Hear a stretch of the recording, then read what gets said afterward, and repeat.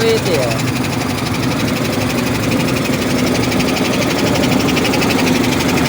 Black ਤੋਂ ਆਇਆ ਕੋਈ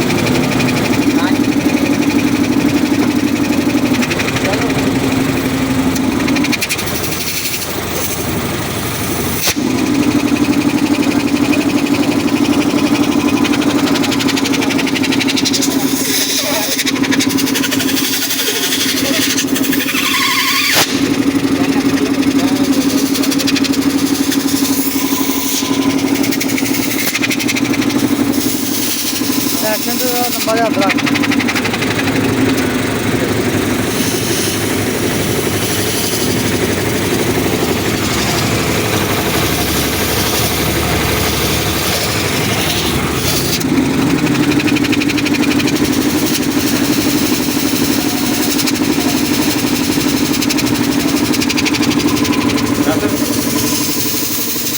ਇਹ 2 ਮਿੰਟ ਕਰ।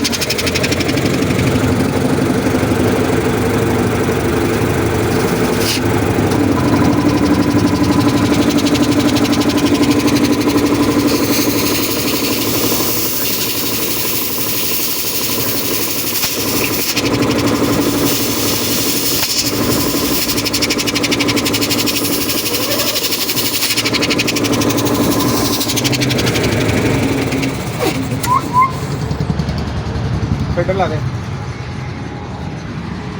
ਚਲੋ ਯਾਰ ਹੁਣ ਨਾ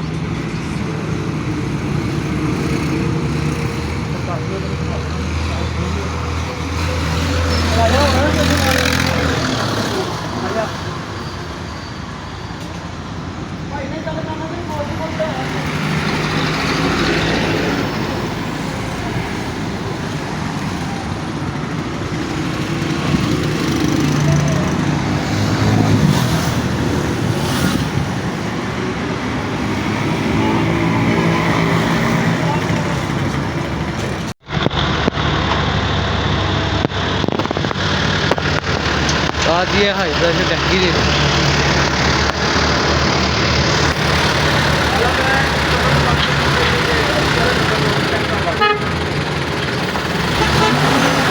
ਅਸੀਂ ਖਲੋਤੇ ਆ इसलिए ਪਤਾ ਵੀ ਨਹੀਂ ਲੱਗਦਾ।